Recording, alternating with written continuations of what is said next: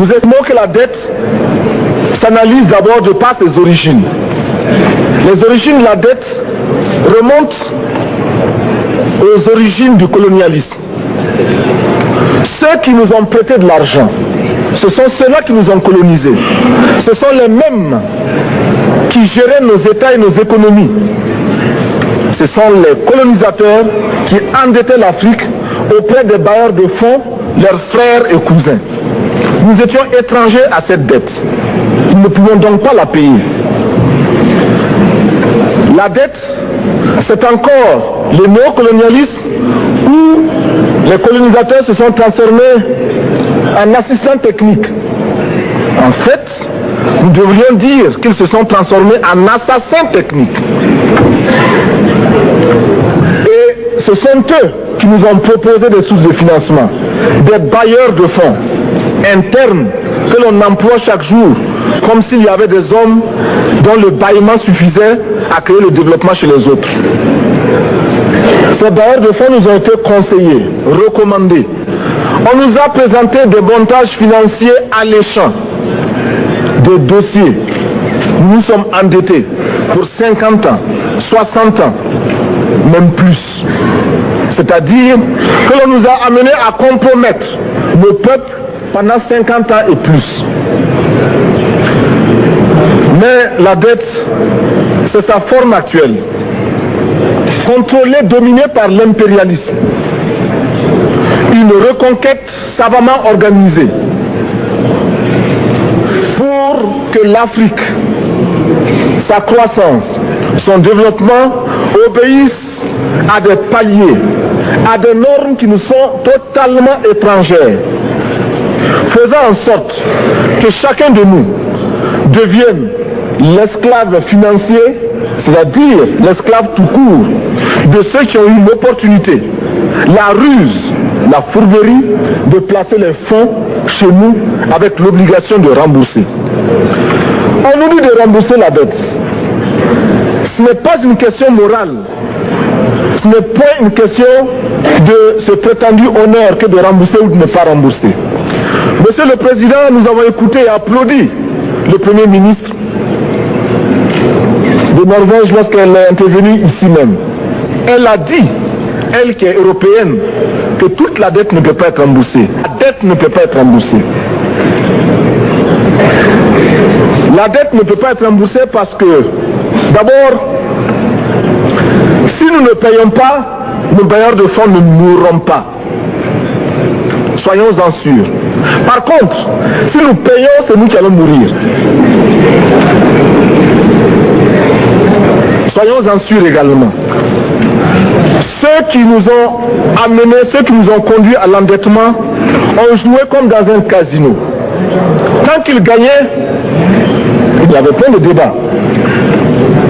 Maintenant qu'ils ont perdu au jeu, ils nous exigent le remboursement. Et l'on parle de crise. Non, Monsieur le Président, ils ont joué, ils ont perdu, c'est la règle du jeu.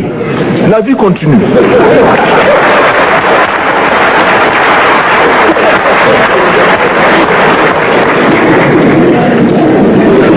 Nous ne pouvons pas rembourser la dette parce que nous n'avons pas de quoi payer. Nous ne pouvons pas rembourser la dette parce que nous ne sommes pas responsables de la dette. Nous ne pouvons pas payer la dette parce qu'au contraire les autres nous doivent ce que les plus grandes richesses ne pourront jamais payer, c'est-à-dire la dette de sang. C'est notre sang qui a été versé. On parle du plan Marshall qui a refait l'Europe économique. Mais on ne parle jamais du plan africain qui a permis à l'Europe de faire face aux hordes hitlériennes lorsque leur économie était menacée, leur stabilité était menacée. Qui a sauvé l'Europe? C'est l'Afrique. On en parle très peu. On en parle si peu que nous ne pouvons pas, nous, être complices de ce silence ingrat. Si les autres ne peuvent pas chanter nos louanges, nous avons au moins le devoir de dire que nos pères furent courageux et que nos anciens combattants ont sauvé l'Europe et finalement ont permis au monde de se débarrasser du nazisme. La dette, c'est aussi la conséquence des affrontements. Et lorsque l'on nous parle aujourd'hui de crise économique, on oublie de nous dire que la crise n'est pas venue de façon subite. La crise existe du tout temps. Et elle ira en s'aggravant chaque fois que les masses populaires seront de plus en plus conscientes de leurs droits face aux exploiteurs. Il y a crise aujourd'hui parce que les masses refusent que les richesses soient concentrées entre les mains de quelques individus. Il y a crise parce que quelques individus déposent dans des banques à l'étranger des sommes colossales qui suffiraient à développer l'Afrique. Il y a crise parce que face à ces richesses individuelles que l'on peut nommer, les masses populaires refusent de vivre dans les ghettos, dans les bas quartiers. Il y a crise parce que les peuples partout refusent d'être dans Soweto face à Johannesburg. Il y a donc lutte et l'exacerbation de cette lutte amène les tenants du pouvoir financier à s'inquiéter. On nous demande aujourd'hui d'être complices de la recherche d'un équilibre. Équilibre en faveur des tenants du pouvoir financier, équilibre au détriment de nos masses populaires. Non, nous ne pouvons pas être complices. Non, nous ne pouvons pas accompagner ceux qui sucent le sang de nos peuples et qui vivent la sueur de nos peuples. Nous ne pouvons pas les accompagner dans leur démarche assassine. Monsieur le Président, nous entendons parler de clubs. Club de Rome, club de Paris, club de partout. Nous entendons parler du groupe des 5, du groupe des 7, du groupe des 10, peut-être du groupe des 100, et que sais-je encore. Il est normal que nous créions notre club et notre groupe. Faisons en sorte que dès aujourd'hui, Addis Abeba devienne également le siège, le centre d'où partira le souffle nouveau, le club d'Addis Abeba. Nous avons le devoir aujourd'hui de créer le front uni d'Addis Abeba contre la dette. Ce n'est que de cette façon que nous pourrons dire aux autres, en refusant de payer la dette, nous ne venons pas dans une démarche belliqueuse. Au contraire, c'est dans une démarche fraternelle pour dire ce qui est. Du reste, les masses populaires en Europe ne sont pas opposées aux masses populaires en Afrique. Mais ceux qui veulent exploiter l'Afrique, ce sont les mêmes qui exploitent l'Europe. Nous avons un ennemi commun. Donc, notre club, parti d'Addis Abeba, devra également dire aux uns et aux autres que la dette ne saurait être payée.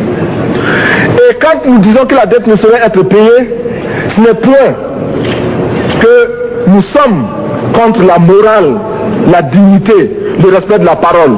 Parce que nous estimons que nous n'avons pas la même morale que les autres. Entre le riche et le pauvre, il n'y a pas la même morale. La Bible, le Coran, ne peut pas servir de la même manière celui qui exploite le peuple et celui qui est exploité. Il faudrait alors qu'il y ait 2 éditions de la Bible et 2 éditions du Coran.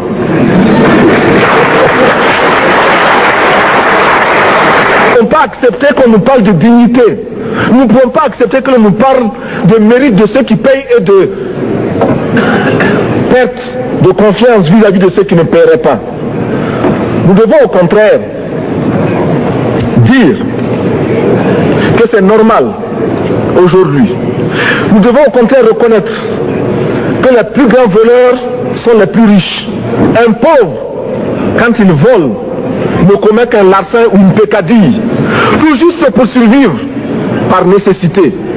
Les riches, ce sont eux qui volent le fisc, les douanes et qui exploitent le peuple. Monsieur le Président, ma proposition ne vise pas simplement à provoquer ou à faire du spectacle. Je voudrais dire ce que chacun de nous pense et souhaite. Qui ici ne souhaite pas que la dette soit purement simplement effacée?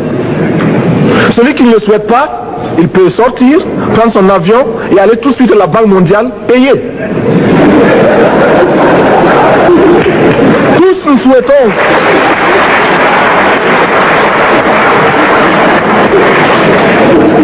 Ma proposition n'est pas non plus, je ne voudrais pas que l'on prenne la proposition du Burkina Faso comme celle qui viendrait de la part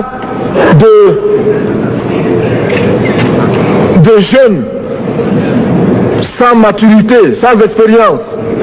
Je ne voudrais pas non plus que l'on pense qu'il n'y a que les révolutionnaires à parler de cette façon. Je voudrais que l'on admette que c'est simplement l'objectivité et l'obligation. Et je peux citer, dans les exemples de ceux qui ont dit de ne pas payer la dette, des révolutionnaires comme des non-révolutionnaires, des jeunes comme des vieux. Je citerai par exemple, Fidel Castro a déjà dit de ne pas payer. Il n'a pas mon âge, même s'il est révolutionnaire. Mais je pourrais citer également François Mitterrand, qui a dit que les pays africains ne peuvent pas payer, les pays pauvres ne peuvent pas. Je pourrais citer Madame le Premier ministre. Je ne connais pas son âge et je m'en voudrais de le lui demander. Mais c'est un exemple. Je voudrais citer également le président Félix Houphouët-Boigny. Il n'a pas mon âge. Cependant, il a déclaré officiellement, publiquement, qu'au moins pour ce qui concerne son pays, la Côte d'Ivoire ne peut pas payer.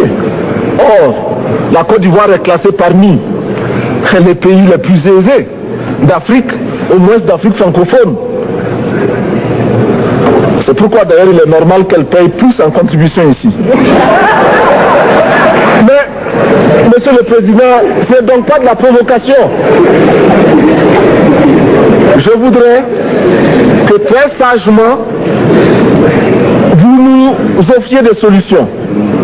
Je voudrais que notre conférence adopte la nécessité de dire clairement que nous ne pouvons pas payer la dette. Non pas dans un esprit belliqueux, belliciste. Ceci pour éviter que nous n'allions individuellement nous faire assassiner. Si le Burkina Faso tout seul refuse de payer la dette, je ne serai pas là à la prochaine conférence. Par contre, avec le soutien de tous, dont j'ai besoin,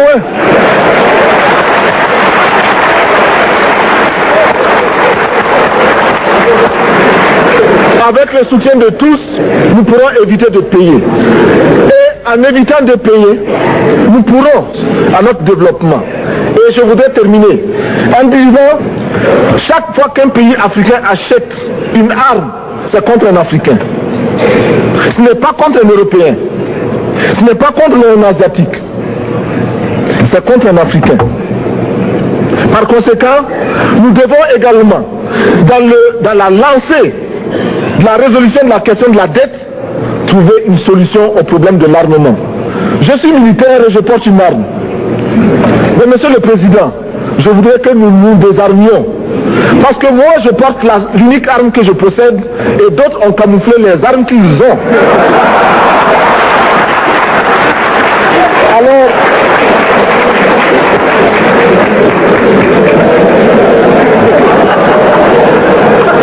Alors, chers frères, avec le soutien de tous, nous pourrons faire de la paix chez nous. Nous pourrons également utiliser ces immenses potentialités pour développer l'Afrique, parce que notre sol, notre sous-sol sont riches. Nous avons suffisamment de bras et nous avons un marché immense, très vaste, du nord au sud, de l'est à l'ouest. Nous avons suffisamment de capacités intellectuelles pour créer, ou tout au moins prendre la technologie et la science partout où nous pourrons les trouver. Monsieur le Président, faisons en sorte que nous mettions au point ce front uni d'Addis Abeba contre la dette. Faisons en sorte que ce soit à partir d'Addis Abeba que nous décidions de limiter la course aux armements entre pays faibles et pauvres. Les gourdins et les coutelas que nous achetons sont inutiles. Faisons en sorte également que le marché africain soit le marché des Africains. Produire en Afrique transformer en Afrique et consommer en Afrique. Produisons ce dont nous avons besoin et consommons ce que nous produisons au lieu d'importer. Le Burkina Faso est venu vous exposer ici la cotonnade produite au Burkina Faso, tissée au Burkina Faso, cousue au Burkina Faso pour habiller les Burkinabés. Ma délégation et moi-même, nous sommes habillés par nos tisserands, nos paysans. Il n'y a pas un seul fil qui vienne de l'Europe ou de l'Amérique. Je ne fais pas un défilé de mode, mais je voudrais simplement dire que nous devons accepter de vivre africain. C'est la seule façon de vivre libre et de vivre digne. Je vous remercie, Monsieur le Président. La patrie ou la mort, nous vaincrons.